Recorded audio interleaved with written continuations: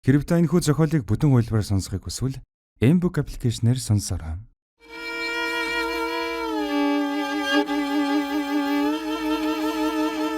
Аудио үзүүлж байна. Хэрэв та бэлэн бол чихвч эзэн.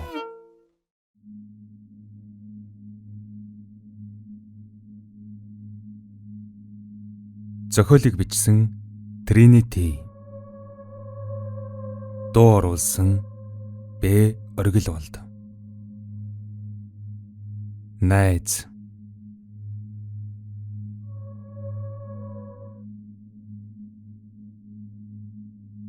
Тавдугаар хэсэг. Ээжийнхэн ажил дээр очтол зөрж чөхөж. Ядаж байхад өглөө гэрээсэн гарахтан удсаан цэнэглэхээ мардснаас болоод одоо цэнийг нь тааг сууж юм. Ээж ажил дээрээс эрт гараад явсныг бодоход одоо бараг гэртээ харсан байх гэсэн бодол төрнө. Уг нь удсан цэнэгтэй байсан бол ээжийг нь хаана яваг асуухсан. Гэхдээ байг гихнэн ядаж л аав руугаан залгаж юу ч хамаагүй ярьж дуу хоолойг нь сонсмар санагдана. Гэвч нэгэнтэл гар утасны цэнийг дууссан болохоор яах ч аргаалга. Ингээд саруулд гэрлүүгийн зүгэлхээс өөр сонголт үлдсэнгүй. Ой хүчтэй салхи хуйсагнаж тэнгэр бүүдийн барайна. Бороо айсуй. Дотор жиндүүлсэн намар цагийн хүйтэн бороог хүсэмжлэн таалах хүн хаа байх вэ? Гэвч байгаль их хизээнээсэн хүний хүсэлд таацуулах гэж хичээж байгаагүй юм хойно. Төдөлгүй том бороон туслууд газар дунаж эхэллээ. Автобус зогсоол дээр ирж саруулж тэрхүү хүн ихтэй автобусанд чигэлдэн оров. Гэгээ тасарч бороон туслууд автобусны цонхыг нүдхийн хэрээр саруулын сэтгэл санаа дахиад л тавг үргэлээ. Хулантай хамт автобусанд суугаад хотоор зугаалдаг байсан санаанд нь орно. Байрныхан тоглоомын талбайгаас холдож үзээгүй жаахан байхад нь анх хулан л түүнийг дагуулan автобусанд сууж хотыг танилцуулж байсан юм. Хулантай байсан болохоор тэр үед айж цэрвэх зүйлгүй үнэхээр л сайхан байж. Харин одоо бол тэр байдал яг эсэргээр юм болжээ. Хулантай ойр байна гэдэг нь одоо саруулын хувьд тайвшрал биш харин айдас болж хувирсан. Хулан. Үгүй. Хулангаас үлдсэн ямар нэг зүйл ойрхон гүр хажууханд нь байгаа мэт л санагдана. Үгсэн хэрнээ яваагүй, өөрөөс нь холдоогүй ангийн найз нь. Мөрөөрөн түлхэлсэн чигэлдэн зогсох олон хүмүүс дундаас хулангийн хоёр нүд өөрийг нь олзлон ширтэх мэт. Найзынх нь өлсгөлэн гэмээр тэр хоёр гарц өөрийг нь хаанч явсан л дагаад байх шиг. Саруул баруун гараараа автобусны бариулаас тасаадгаад дахиад л зүүн гарынхан 7-3-ыг мэрж эхэллээ. Хуруунаас нь цус шүүрнэ. Гэвч хамаагүй. Сэтгэлд нь хургаад байгаа айдсыг баг чадван үргээхийн тулд энэ зэргийн өвдөлт мэдрэх нь түүний хувьд юу ч биш. Өвдөлт бол айдсаас зүгтах арга, тийм ээ. Яахаа мэдэхгүй болон чагагдсан үедээ л саруул ингэж өөрийгөө өвтгөж айдсаас үржүүлд анхаарлан хандуулахыг хийж байдаг. Гэвч энэ удаа түүний үйлдэл нэг их үр дүн өгсөнгүй. Ямар нэгэн зүйл олон хүмүүсийн дундуур могой мэд гулган зөрсөөр өөрийнх нь нард тулаад ирлээ. Саруул хэдий эргэж хараагүй чигэлээ. Ард нь ирсэн тэр зүйл өөрийг нь нүд цавчилгүй ширтэн буйг хамаг эд эсээрээ мэдэрч байв. Мэдээж энэ этгээд бол хулан байх ёстой. Тэр өөрлөө нь гараа сунгаж байна. Саруул амандан хийсэн хуруугаан улам хурдтайгаар илүү хүчтэйгээр мэрлээ. Тэгтэл араас нь "Ох минь чи чинь яаж байна?" гэх тун гарч хэн нэгэн гарыг нь адхан авч хийж буй үйлдэлийг нь зогсов. Саруул цочин эргэж харлаа. Хулан биш байна. Харин гайхаж түгшсэн харцтай нүдэнд дулаахан нэгэн эмэг нь зогсоно. "Ох минь өөрийгөө өвдгөөд яаж байгаа юм чинь энэ үү? Өөрийгөө өвдөглөөгөөд юм сайн сайхан болчихдгүй юм. Сэтгэл чинь дүгшээд сандраад байгаа шиг байна. Тэглээгээд өөрийгөө өвдгөж болохгүй. Хүн чинь хамгийн эхлээд өөрийгөө л хайрлаж хамгаалж явах учиртай. Өөрийгөө хайрлаж чаддаг хүнд бусдыг хайрлаж чаддаг юм шүү дээ. Ах минь болж үз. Чи өөрийгөө хараач. Наад хурууны чинь арьс бүр хов гарч унах нь байна. Саруул үл таних эмигний үгийг сонсоод сая нэг бодит байдал дээр эргэн ирлээ. Тэрээр эмигэнд хариу үг хэлээгүй ч талархан толгой дохиод автобусны цонхоор гадагш гарав. Ашгүй яг л зөв цагтан сэхэ орж. Гэрэнхэн хажууд яг л буух ёстой буудал дээр ирж байгаа тэр. Гадаа гэгээ тасарч айлуудын ихэнх нь гэрлэн асааж. Саруул биеийн хүмүн түргэн алгасаар байрныхаа доор ирлээ. Тэгэд дээшээ 6 давхар руу гарвал гэрэл нь унтраалттай байна. Магадгүй ээж ирээгүй болов. Ээж ирээгүй бол гэртээ ганцаараа яана хэмээн бодсон ч тэглээгээд энэ хүйтэн бороонд гэртэн орохгүй өөр хаачих вүлээ. Саруул 6 давхарт гарч ирмэгдсэн цүнхэн ухан төлхүүрэн гаргалаа. Гэвч хаалганд нь шургуулахаас өмнө юутаж эхлээд тогшиж үзэхэр шийдэв. Магадгүй ээж ирчихэд гэрлийн асаалгүй сууж үж болно шүү дээ. Зургтын удирдлага атгаад харанхуй бас нэг ч анзааралгүй унтаж явахыг хэн байг гэхв хэмээн өөртөө хэллээ. Тэгэд хаалган зөөлөн тогшив. Цаад өрөөнөөс хэн нэгний дөхөн ирэх хөлийн чимээ гарч залгуулад ээжийнх нь хоолойгоо засах сонсогдлоо. Ашгүй ээж нь гэртэн ирж гэж. Эзэнгүй гэртэн ганцаараа орно гэхээс ясан хавтах шиг болж байсан Саруул уужран санаа алдлаа.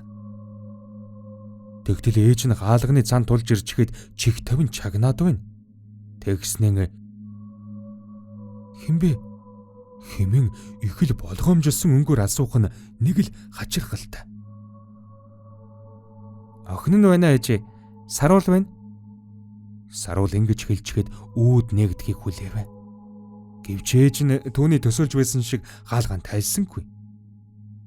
Хаалганы дотор талаас ээжийнх нь айлгуудж буй аятай нууг инээх сонсогдож тэгснээ залгуулаад худлаа ярих гэж.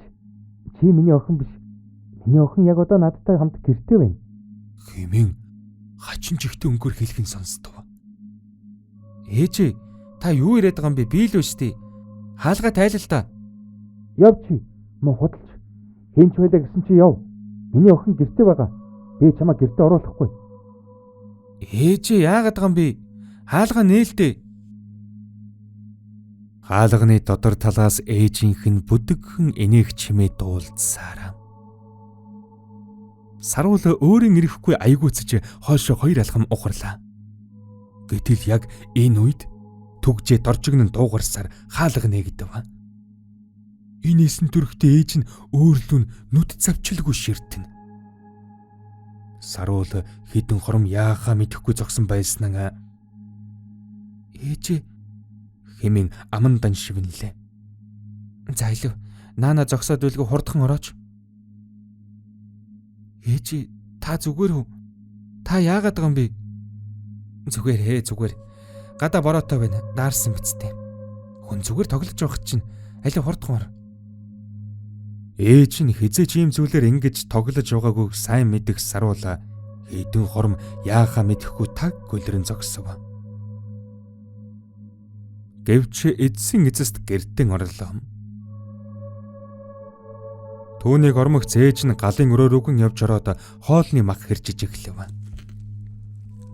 Ээж энэ харанхуудтай гараа зүсчүүл яах юм? Гэрлээ асаахгүй яасан юм? Саруул ингэж хэлчихэд ээжийг нь ямар нэгэн хариу үг хэлэхгүй болохоор нь өөрөө явж очоод унтраалга даран гэрэл асаалаа. Ээжийнхэн царай төрөх нэг л бишээ. Амаа жимичгээд жуумган инээж үе нүднийхэн булангаар өөрлөн хараад угааг Саруул анзаарна. Ээж та яагаад байгаа юм бэ? Та намайг айлгаад байна. За жаахан хүүхчиг эрхлээд байлгүй гадуур хувцаа тайлаа дөрөнд ор. Тоглоом ойлгохгүй яач хаад байгаа юм. Удахгүй хоол бэлэн болохоор дуудъя. Саруул хариу үг хэлэлгүй ээжийнхэн хэлснэр өрөөрөөгөн зүгэллээ. Хойно нь үлдэж хоцорсон ээж нь хэрчиж байсан махан төр орхиход дөнгөж саяхан Саруулын дарж асаасан унтраалга руу явж очоод гэрлэн буцаагаад унтраачхан тэр. Саруул зог туссан чи хойшон эргэж харсангүй. Ээж нь харанхуй тунд зогсоод өөрийнх нь араас ширтэж буйн бараг л мэдрэгдэх шиг болно. Нүүрэнд нь хачин гажиг инээмсэглэл тодрон ар нуруур нь нүд цавчилгүй ширтэх ээжийнх нь дүр төрх. Саруул эргэж харалгүй алхааныхан хурдыг нэмлээ. Харанхуйд өөрийнх нь араас ширтэн буй ээжээсээ холдохын тулд бараг л гүгийнх нь холгүй том алгасаар өрөөрөөгөн явж ороод хаалгаан хаалаа. Гэртэн ганцаараа байгаас ч ирэхэж ээжээр хань хийхийг хүссэнсэн. Гэвч үнэндээ энэ нь нэмэр болсонгүй, харин ч бүр илүү дордчихов гэлтэй. Ээж нь нэг л өөр хар элгийн танихгүй хүн шиг. Саруул ямар тач шалавхан шиг цүнхнээсээ гар утсан гаргаж аваад цэнэглэгчдэн холболоо. Тэгээд утсан асмагц шууд л аавынхан дугаар руу залгав. Ашгүй утсан дуудаж байна.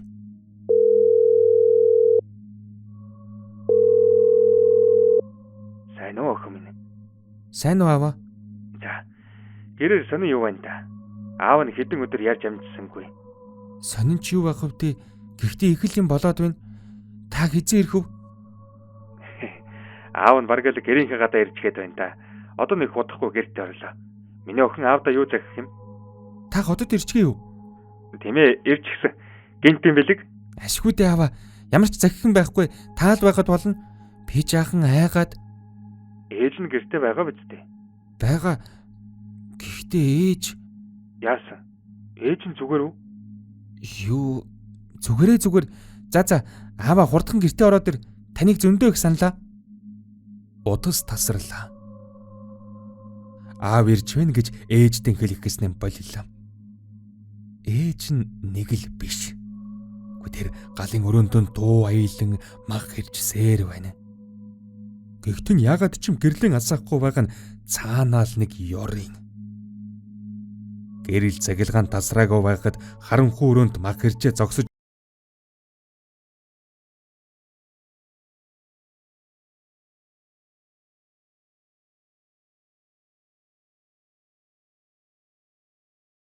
Хэрвээ та энэхүү зохиолыг бүтэн хуулбараар сонсохыг хүсвэл Mbook аппликейшнээр сонсороо.